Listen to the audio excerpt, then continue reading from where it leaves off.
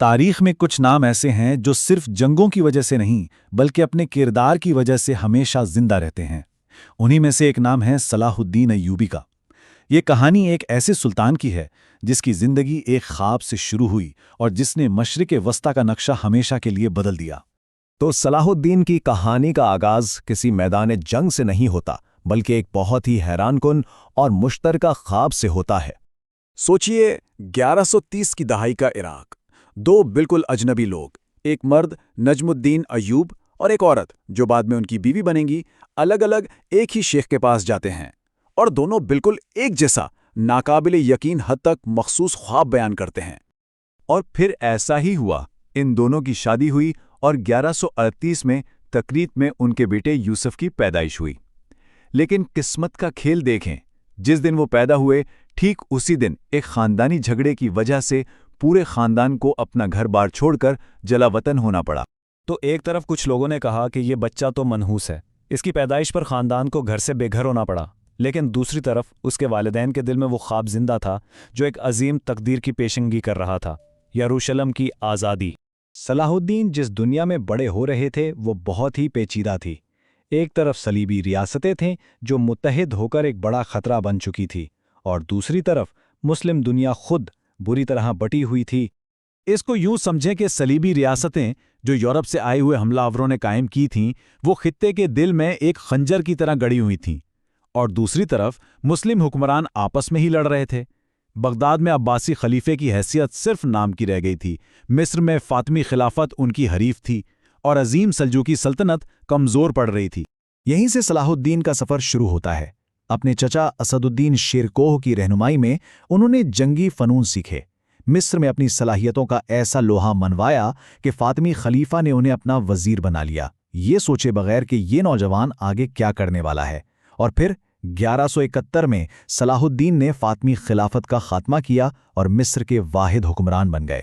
اپنے استاد اور رہنما نور الدین زنگی کے انتقال کے بعد صلاح الدین نے ایک بہت بڑا قدم اٹھایا۔ انہوں نے پرامن طریقے سے شام کو بھی اپنی حکومت میں شامل کر لیا۔ اب مسلم دنیا کے دو سب سے بڑے مراکز مصر اور شام ایک پرچم تلے متحد ہو چکے تھے۔ کئی نسلوں میں پہلی بار ایسا ہوا تھا کہ مصر اور شام متحد ہوئے ہوں، اور اس اتحاد کے ساتھ ہی صلاح الدین نے اپنی نظریں زندگی کے سب سے بڑے مقصد پر جما لیں، وہ مقصد جو ان کے والدین کے خواب میں بھی تھا۔ اب صلاح الدین کے پاس طاقت بھی تھی اور اتحاد بھی، لیکن جنگ کی آخری وجہ ایک صلیبی سردار کی مسلسل اشتعال انگیزی بنی۔ اس کا نام تھا رینالڈ آف سیٹیلون۔ یہ صرف جنگ نہیں کرتا تھا بلکہ بار بار معاہدے توڑتا، حاجیوں کے قافلوں کو لوٹتا، اور اس نے یہاں تک کہہ دیا تھا کہ وہ مکہ پر حملہ کرے گا۔ اس کی حرکتیں ذاتی توہین بن چکی تھیں اور صلاح الدین نے قسم کھائی کہ وہ اسے بدلہ خود لیں گے۔ لیکن راستہ آسان نہیں تھا۔ 1177 میں ان کی پہلی کوشش ناکام ہوئی، پھر 10 سال تک انہوں نے اپنی طاقت کو منظم کیا، اور پھر آیا 1187 کا سال، حطین کی مشہور جنگ، جہاں صلاح الدین نے صلیبیوں کی سب سے بڑی فوج کو صحرا میں گھیر کر ایسی شکست دی جس نے ان کی کمر توڑ دی۔ اس فتح کے بعد یروشلم کا راستہ بالکل صاف ہو گیا۔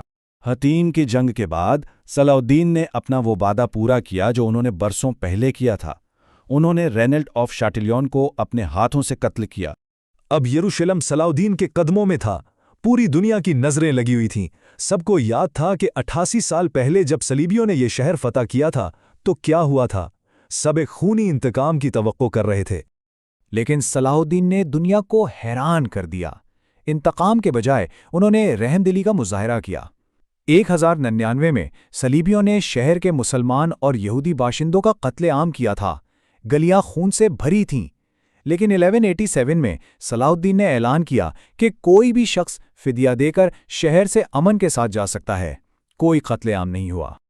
اور یہی نہیں، ہزاروں غریب عیسائی جو فدیہ کی رقم ادا نہیں کر سکتے تھے، ان کا فدیہ صلاح الدین اور ان کے بھائی نے اپنی جیب سے، اپنے ذاتی خزانے سے ادا کیا اور انہیں بھی آزادی سے جانے دیا۔ ان کے اس عمل نے دکھایا کہ ان کے نزدیک فتح کا مطلب صرف زمین پر قبضہ کرنا نہیں تھا بلکہ لوگوں کے دل جیتنا تھا۔ اور پھر اپنے والدین کے خواب اور اپنے استاد نور الدین کی خواہش کو پورا کرتے ہوئے صلاح الدین نے مسجد اقصیٰ میں وہ خوبصورت ممبر نصب کروایا جو نور الدین نے خاص طور پر اسی دن کے لیے بنوایا تھا۔ یروشلم کی فتح کی خبر جب یورپ پہنچی تو وہاں ہلچل مچ گئی۔ اس کے جواب میں تاریخ کی سب سے بڑی صلیبی جنگ شروع ہوئی، تیسری صلیبی جنگ، جسے بادشاہوں کی جنگ بھی کہا جاتا ہے۔ اس جنگ میں صلاح الدین کا مقابلہ انگلینڈ کے بادشاہ رچرڈ دی لائن ہارٹ سے ہوا۔ وہ کبھی آمنے سامنے نہیں ملے، لیکن 2 سال کی مسلسل لڑائی کے دوران ان دونوں کے درمیان دشمنی کے باوجود ایک دوسرے کے لیے احترام کا رشتہ پیدا ہو گیا۔ یہ جنگ بغیر کسی ہار جیت کے ایک معاہدے پر ختم ہوئی۔ صلاح الدین اپنی موت کے بعد بھی اپنے دشمنوں کے ذہنوں پر چھائے رہے۔ جب وہ 1193 میں انتقال کر گئے تو ان کی ذاتی دولت اتنی کم تھی کہ ان کے کفن دفن کے لیے قرض لینا پڑا۔ صدیاں گزر گئیں۔ 1920 میں جب فرانسیسی جنرل دمشق میں داخل ہوا تو وہ سیدھا صلاح الدین کے مزار پر گیا اور اسے ٹھوکر مار کر کہا، ہم واپس آ گئے ہیں۔ اس سے اندازہ ہوتا ہے کہ ان کا نام کتنا بڑا تھا۔ آج کے دور میں بھی مصر کے جمال عبد الناصر سے لے کر عراق کے صدام حسین تک کئی رہنماؤں نے خود کو صلاح الدین سے جوڑنے کی کوشش کی۔ یہ اس بات کا ثبوت ہے کہ ان کا نام آج بھی ایک طاقتور علامت ہے۔ تو سوال یہ پیدا ہوتا ہے کہ 800 سال سے زیادہ گزر جانے کے بعد بھی دنیا صلاح الدین کا نام اتنے احترام سے کیوں لیتی ہے؟ شاید اس کا جواب صرف ان کی فوجی فتوحات میں نہیں، بلکہ ان کے کردار، ان کی رحم دلی اور اس ویژن میں ہے جس نے ایک کمانڈر کو تاریخ کی ایک لازوال شخصیت بنا دیا۔